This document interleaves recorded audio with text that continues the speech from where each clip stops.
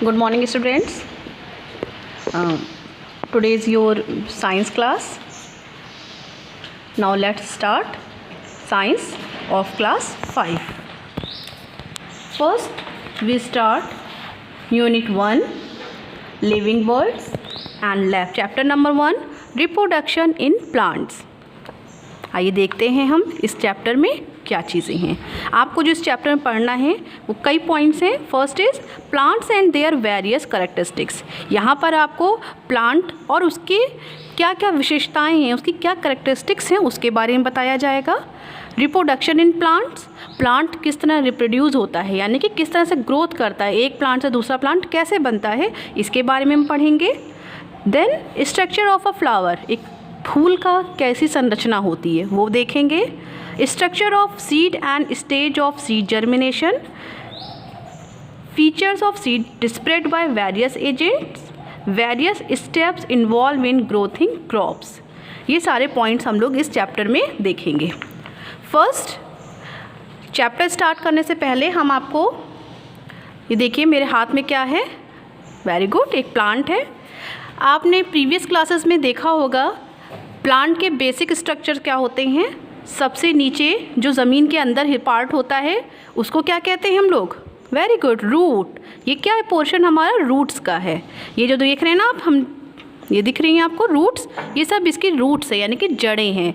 ये जड़ें क्या करती हैं? किसी भी प्लांट को मिट्टी के अंदर बांध के रखती हैं ताकि पेड़ जो है वो कभी तेज़ हवा चले या आंधी आए तो उसमें पेड़ गिरे ना। ये मिट्टी में जड़ें जाके मिट्टी में फैल जाती हैं और पेड़ को सहारा देती हैं। उसके बाद आप देखते हैं ऊपर आपको ये ग्रीन पोर्शन जो दिख रहा है, ये क्या होता है? स्टेम्प होता है। ये प्लांट को ग्रोथ दे के साथ साथ ये मजबूती देता है, स्ट्रॉन्ग बनाता है, बेस होता है ये इसका। उसके बाद ये क्या है? वेरी गुड, लीव्स हैं। ये ब्रांचेस हैं। देखिए एक लीव्स यहाँ आ गई, एक यहाँ आ गई, एक यहाँ पर है, एक ये है, तो ये सब ब्रांचेस हैं और ब्रांचेस के बाद ये लीव्स हैं। इसी प्लांट में आगे ऊपर की साइड में क्या होता है? बर्ड्स आती हैं, यानी कि कलियाँ आती हैं। वही कलियाँ बाद में फ्लावर बनती हैं और उन फ्लावर्स के बाद में सीड्स बनते हैं। ठीक, चलिए अब हम लोग स्टार्ट करते हैं। First topic is parts of a flower, यानी कि किसी फूल के कितने भाग होते हैं। देखिए मेरे हाथ में एक फूल है। सबसे फर्स्ट पार्ट है पेटल्स। किसी भी फूल का जो आप देखते होंगे, फूल के नीचे ये ग्रीन ग्रीन कुछ छोटी छोटी पत्तियां लगी रहती हैं। हर फूल में ऐसा होता है। इन छोटी हरी पत्तियों को हम लोग पेटल्स कहते हैं। क्लियर? फिर हर फूल का एक स्पेसिफिक रंग होता है, कलर होता है। तो जो कलर वाली पत्तियां हैं, ये आप ऊपर देखें, ये जो पत्ती दिख रही है रेड कलर में, ये रोज़ है मेरे हाथ में, और इस रोज़ की जो रेड कलर की लीव्स हैं इनको हम बोलते हैं सेपल्स। उसके बाद अगर आप इस फूल को और अंदर देखिए, और अंदर देखिए, आपको दो तरह के स्ट्रक्चर दिखाई देते हैं।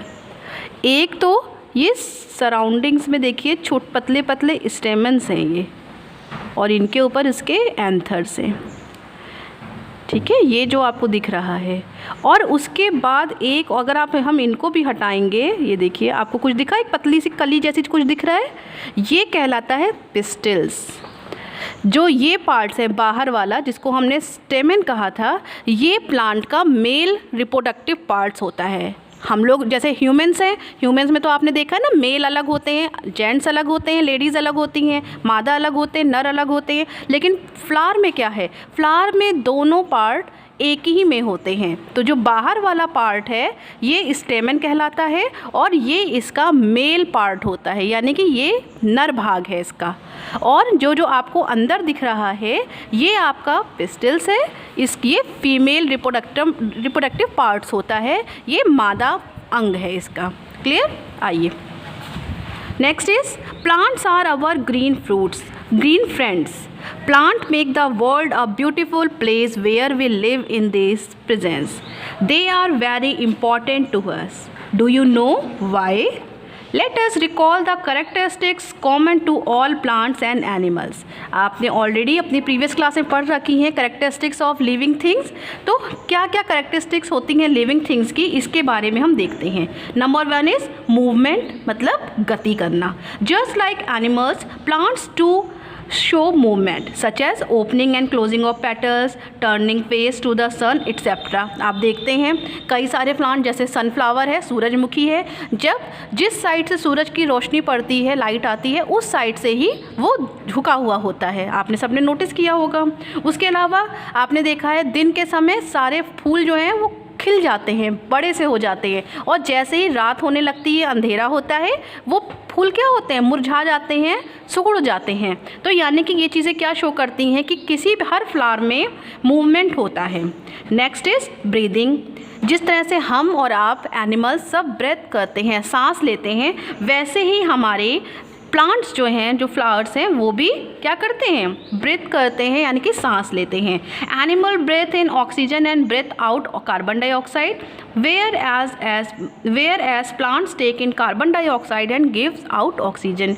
बट ये थोड़ा सा रिवर्स है। हम और आप क्या करते हैं, ऑक्सीजन को इनहेल करते हैं, ऑक्सीजन को लेते हैं और कार्बन डाइऑक्साइड को छोड़ते हैं। लेकिन जो प्लांट्स हैं, इसीलिए बार बार कहा जाता है कि प्लांट्स बहुत इंपॉर्टेंट है हमारे लिए, क्योंकि प्लांट्स की वजह से ही हमको ऑक्सीजन मिलती है। ऑक्सीजन प्लांट क्या करते हैं, ऑक्सीजन को छोड़ते हैं और कार्बन डाइऑक्साइड को लेते हैं। जो कार्बन डाइऑक्साइड हम लोग अपनी सांस से छोड़ते हैं बाहर इन्वायरमेंट में, इन्वायरमेंट की मौजूद कार्बन डाइऑक्साइड को क्या करते हैं, प्लांट ले लेते हैं, और प्लांट क्या करते हैं, ऑक्सीजन को छोड़ते हैं। उसी ऑक्सीजन को जो उन्होंने छोड़ा है वो हम लोग इनहेल करते हैं। Sensibility. Animals are sensitive to external change due to the presence of sense organ. आप सबको पता है हमारे सेक्स ऑर्गन के बारे में, सेंस ऑर्गन्स के बारे में। तो ये सेंस ऑर्गन क्या है, हमको कोई टच करता है हमें पता चलता है, हमें कहीं कोई गर्म चीज़ हम छू लेते हैं तो हमको पता चलता है, हमारी नोज़ स्मेल करती है तो हमको पता चलता है। ये सब क्या है, हमारे सेंस ऑर्गन है। हमारी आइज़, एयर्स, टेस्ट के लिए हमारी टंग, ये नोज़। तो इसी तरह से प्लांट्स में भी, फ्लावर में भी सेंस ऑर्गन्स होते हैं जो बताते हैं कि प्लांट्स को भी सेंसिटिव, जो कि लाइट की तरफ। आप देखिए प्लांट जिधर से लाइट आ रही होती है, आपका प्लांट उस साइड मूव करता है, यानी कि उसको लाइट चाहिए है। तो अगर आप इसलिए लाइट चाहिए है, जिस साइड उसको ज़्यादा रोशनी मिलेगी, जिस तरह उसकी रूट्स जाती हैं, उस तरफ से वो प्लांट जो है वो बढ़ना शुरू हो जाता है। Growth. Both plants and animals grow during their life time. Her plant आप देखते हैं, छोटा सा पौधा हम लोग लगाते हैं, जैसे कि ये छोटा सा पौधा अगर हम लगाते हैं तो कुछ दिन बाद ये पौधा थोड़ा सा और बड़ा हो जाता है। आपने पढ़े हैं प्लांट्स भी कई तरह के होते हैं, कुछ छोटे पौधे होते हैं जो सिर्फ गमले में लगते हैं, कुछ और बड़े पौधे होते हैं जो बगीचों में लगाए जाते हैं, कुछ और बड़े पौधे होते हैं, आपको पता है वो। Nutritions. Animals depends on others to for their food but plants make their own foods using the sunlight. ये सबसे इंपॉर्टेंट कैरेक्टर है। हम और आप क्या करते हैं, खाना खाने के लिए हमको दूसरे पे डिपेंड रहना पड़ता है। अगर हमको भूख लगी है, हमको रोटी चाहिए है, तो हम क्या करते हैं, हम पहले फसल को उगाते हैं, रोटी, धान, गेहूँ को उगाते हैं, उसके बाद उसको हम लोग बनाते हैं। या हमें नॉनवेज खाने का मन है, चिकन खाने का मन है, तो क्या है, हम लोग एनिमल्स पे डिपेंड हैं। हम घर मार्केट जाते हैं, हम एनिमल यानी कि चिकन लेकर आते हैं, तब हम नॉनवेज खाते हैं, यानी कि हम एनिमल्स पे या प्लांट्स पे डिपेंड हैं। बट जो प्लांट्स हैं, उसी तरह एनिमल्स को भी अगर हम देखें तो एनिमल्स क्या है, जो बड़े एनिमल्स हैं, लॉयन है, लॉयन किस पे डिपेंड है, वो अपने से छोटे एनिमल्स को मार के खा जाता है। जो इसी तरह से, लेकिन प्लांट्स क्या करते हैं, वो किसी पे डिपेंड नहीं है, वो सेल्फ डिपेंड है। वो सनलाइट की हेल्प में, सनलाइट की प्रेजेंस में अपना फूड खुद बनाते हैं। नेक्स्ट इज एक्सक्रीशन, यानी कि जैसे हम और आप क्या करते हैं, टॉयलेट जाते हैं, उसी तरह से एनिमल्स भी अपने बॉडी के वेस्ट है, हम लोग को पसीना आता है, उससे हम लोग का वेस्ट निकलता है। उसी तरह से प्लांट्स भी अपनी ऑक्सीजन को बाहर निकालते हैं अपनी बॉडी से। और वाटर वेपर्स, आपने देखा होगा सुबह के समय टाइम पे अगर बारिश में ओस की बूंदें आपने देखा होगा तो पत्तियों पे आपको भी दिखती होंगी, तो वो सब ओस की बूंदों के साथ साथ वो अपने बॉडी का, अपने प्लांट जो अपनी बॉडी का वेस्ट मटीरियल भी बाहर निकालता है। नेक्स्ट इज रिप्रोडक्शन, सबसे इंपॉर्टेंट, ये सबसे मेन कैरेक्टर है लिविंग थिंग्स का। Plants and animal reproduce more of their own kind. ये प्लांट्स का और एनिमल्स का, सभी जितने भी लिविंग थिंग्स हैं, सबका एक कैरेक्टरिस्टिक्स है कि वो अपने ही जैसी चीज़ों को उत्पन्न कर सकते हैं। You have already learned in the earlier classes about some of the characteristics of living things. Now you are going to learn more about growth, respiration and stimuli in living things. आप ये सारी चीज़ें अपनी previous class में पढ़ चुके हैं, वही चीज़ें हम लोग ने यहाँ पर डिस्कस करी हैं। Next topic is reproduction in plants, यानी कि प्लांट्स में किस तरह से रिप्रोडक्शन होता है, जनन होता है। In this lesson we will be able to learn how plants reproduce. Reproduction is a process by which plants multiply to make more or their own kinds. In plants, reproduction takes place by seeds, spores or by vegetative propagation.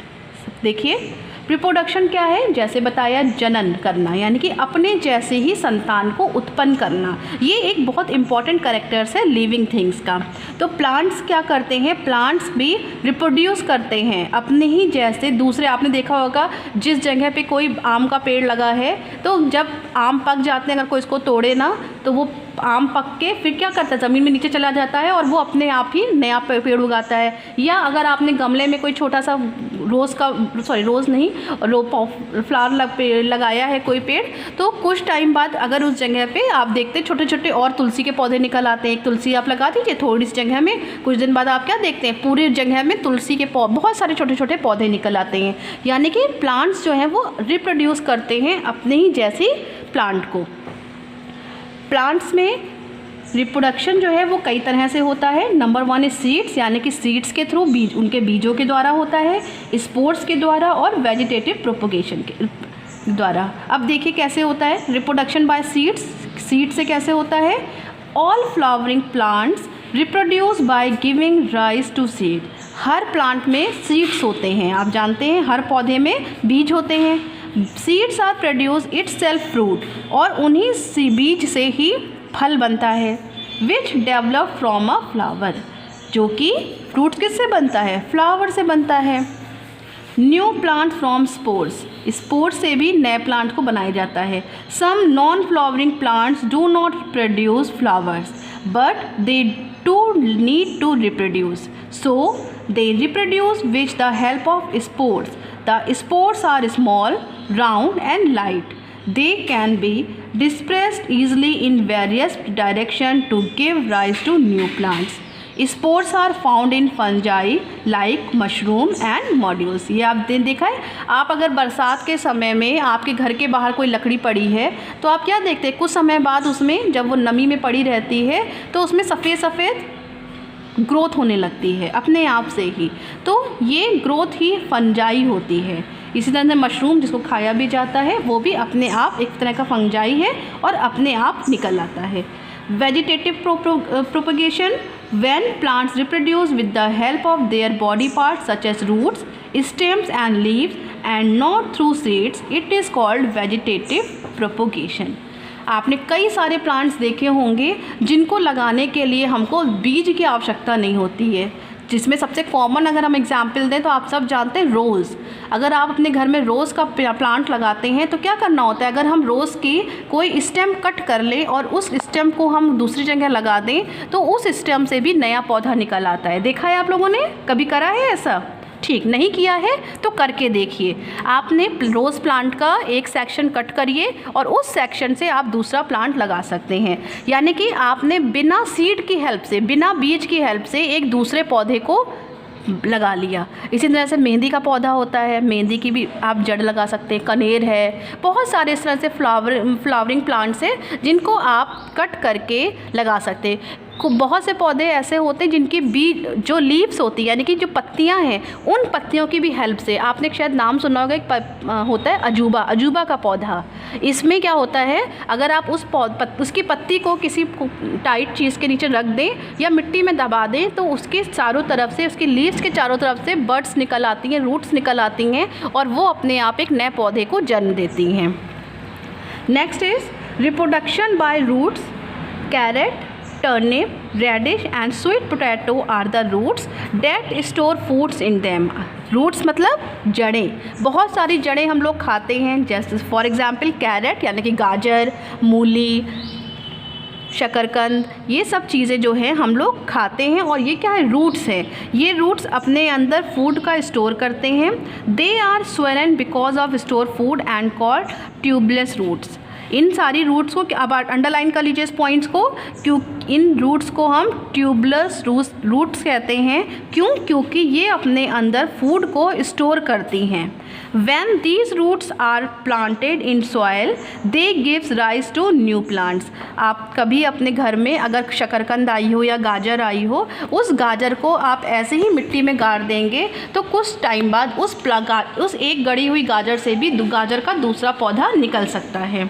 Reproduction by stem, बहुत सारे stems भी हम लोग खाते हैं, जैसे कि onion, ginger, potato, प्याज, लहसुन, अदरक और आलू सबसे इम्पॉर्टेंट। इन सबको भी अगर हम ज़मीन के अंदर ऐसे ही बोलिए, सब स्टेम्स हैं यानी कि पेड़ के तने हैं, ये सब जड़ें नहीं हैं, ये सब तने हैं, ना ही बीज हैं। आप ध्यान रखिए, बहुत से लोग कंफ्यूज होते हैं इस चीज़ में कि आलू क्या है। आलू कोई फल नहीं है, आलू कोई फूल नहीं है, आलू क्या है, आलू एक तना है, स्टेम्प है।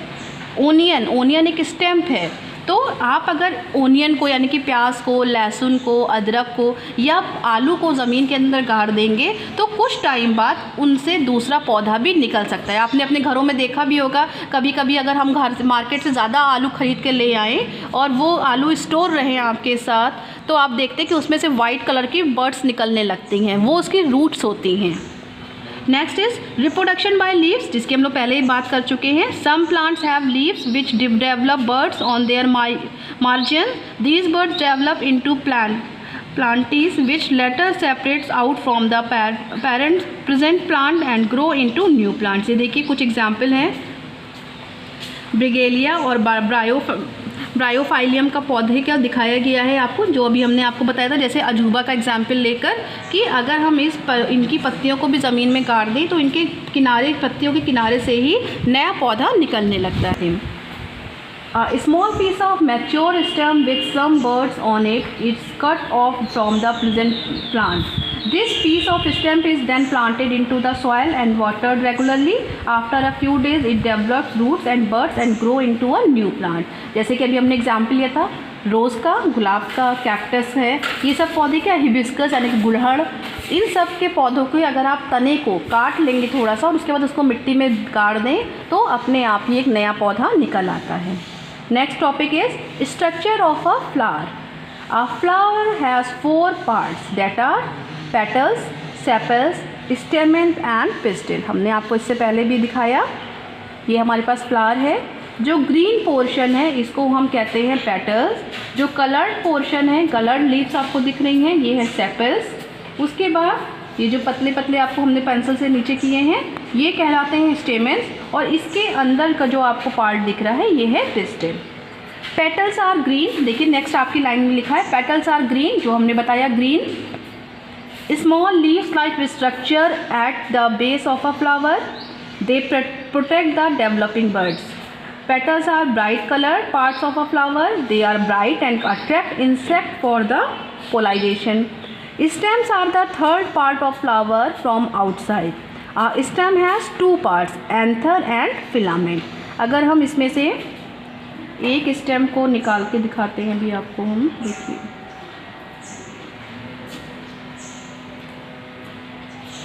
क्या आपको दिख रहा है। देखिए ये हमने अपने हाथ पे एक स्टेमन को लिया है, ठीक है, एक स्टेमन को लिया है। स्टेमन का देखिए एक आपको पतली सी लाइन दिख रही है डंडी, ये कहलाती है फिलामेंट। और इस फिलामेंट के ऊपर देखिए ऊपर कुछ दिख रहा है छोटा सा, इसको हम बोलते हैं एंथर। क्या बोलते हैं? एंथर। और जिसको हम पकड़े हुए हैं ये क्या है? फिलामेंट। और इस पूरे पार्ट को हम क्या बोलेंगे?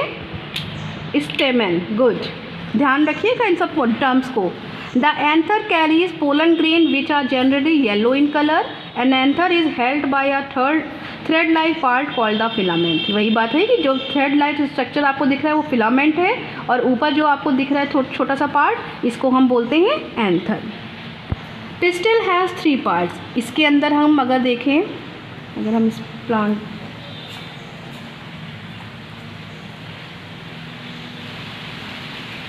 ये देखिए, अब ये जो हमारे पास बचा है इसको हम कहते हैं pistil. Pistil has 3 part, that is stigma, style and ovary. अब अगर आप इस प्लांट को देख रही हैं तो जो फिलामेंट्स हैं, ये जो आपको पतले पतले तागे जैसे दिख रहे हैं, ये कहलाते हैं स्टाइल। और इसके ऊपर जो आपको दिख रहा है, जैसे भी एंथर दिखाया था वैसे ही जैसे इसके ऊपर दिख रहा है, इसको हम कहते हैं स्टिग्मा। और अगर हम इनको भी हटाएं तो देखिए यहाँ पर आपको एक ओवल शेप दिख रहा है, ऐसे दिख रहा है ना, ये देखिए, इसको हम कहते हैं ओवरी यानी कि जननन। इसी के अंदर से ही रिप्रोडक्शन होता है और इसी की हेल्प से नया प्लांट बनता है। ये ठीक है, ये पिस्टिल है। पिस्टिल के 3 पार्ट्स हैं। ये एक एक पार्ट फिलामेंट है, फिलामेंट के ऊपर, सॉरी फिलामेंट नहीं बोलते हैं यहाँ पर, इसको क्या बोलते हैं हम, स्टिग्मा बोलते हैं। ऊपर वाले पार्ट को जो पतला सा दिख रहा है, छोटा कलर्ड येलो रेड कलर में, वो है style. Next is structure of a seed. अब यहाँ पर हमको बीज का स्ट्रक्चर पढ़ना है। Let us perform an act. There is a square on one side of the seed. ये देखिए आपके पेज नंबर 9 पर स्ट्रक्चर बना हुआ है सीड का। और आपने अपने घरों में भी किसी भी बीज को अगर काट के देखा होगा तो बीज का सबसे पहले क्या होता है, एक आउटर शेड होता है जिसको हम बोलते हैं सीड कोट, यानी कि उसका सुरक्षा कवच होता है। उसके अंदर एक और पार्ट है जिसको हम बोलते हैं कोटिलिडोन। नेक्स्ट है shoot apex, endosperm and root apex. जहाँ से वो जुड़ा होता है, जो बीज जहाँ से पेड़ से जुड़ा होता है वो होता है रूट एपेक्स। उसके बाहर का पोर्शन सीड कोट यानी कि रक्षा कवच उसका होता है। उसके अंदर आपने देखा होगा जो अंदर का पार्ट है उसको हम बोलते हैं कोटिलोडोन, और जो उसके भी अंदर एक निकलता है वो है shoot apex. Next is germination of seeds, यानी कि प्लांट किस तरह से बड़ा होता है, सॉरी सीड किस तरह से जर्मिनेट करके नया प्लांट बनाता है, ग्रोथ करता है, ये है इसमें आपको पढ़ना। The stages of seed germination. देखिए एक और पेज नंबर 9 पे एक और फिगर बना हुआ है। एक छोटा सा बीज आपने अपने सॉइल में दबाया था, कुछ टाइम बाद देखिए उसमें अंकुर होने लगा, फिर और अंकुर हुआ, थोड़ा सा प्लांट हुआ, फिर और अंकुर हुआ। अब आपको ज़मीन के ऊपर भी कुछ दिखाई देने लगा। उसके बाद और ऊपर हुआ, उसमें पत्तियाँ आनी शुरू हो गई। उसके बाद थोड़ा कुछ दिन बाद और पहले 2 पत्तियाँ आई, फिर 2 से 4 पत्तियाँ आई। इस तरह से करते करते आपका प्लांट जो है वो सीड जो है वो जर्मिनेट करके एक प्लांट फॉर्म कर लेता है। नेक्स्ट इज सीड डिस्पर्जल, मतलब किस तरह से बीज फैलते हैं। The process of spreading seeds to different place is called seed dispersion. Plant जो पौधे के बीज होते हैं वो एक जगह से दूसरी जगह पे कैसे पहुंच जाते हैं, ये प्रोसेस कहलाता है dispersion. Seeds needs to the dispersion because if they are not dispersed many germinating seedling will grow very close to the parent plant. This will result in competition among seedlings as well as with the parent plant. The competition of this for light, space, water and nutrient. किसी भी आपने देखा है पौधे जो हैं, sorry बीज जो है हवा के द्वारा एक जगह से दूसरी जगह जा सकते हैं, लाइट के द्वारा, आंधी, पानी, इन सब से जो है बीज एक जगह से दूसरी जगह चले जाते हैं। Dispersal by seeds by wind, यानी कि हवा से जाते हैं। Dispersal by of seeds by water, पानी के द्वारा एक जगह से दूसरी जगह जाके वो नए पेड़ उगाते हैं। Dispersal of seeds by animals and human, हमारे और आपके द्वारा भी, हम लोग ने कहीं पेड़ देखा कोई, वहाँ से पेड़ ले आए और अपने घर में लाके लगा दिया। मलियाबाद के आम है, बहुत फेमस है, हमको आम बहुत पसंद है। हम वहाँ गए मलियाबाद की नर्सरी में, वहाँ से आम ले आए, हमने अपने घर में पेड़ लगा दिया, पेड़ बड़ा हो गया तो वहाँ का पौधा कहाँ आ गया, यहाँ हमारे घर आ गया। नेक्स्ट इज क्रॉप्स, यानी कि फसलें। फसलें कैसे उगती हैं? Crops are the plants which are grown in the field by farmer. Crops वो हैं जिनको फार्मर अपनी फील्ड में, यानी कि किसान अपने खेत में करते हैं। This some crops are growing in summer, कुछ पौधे जो होते हैं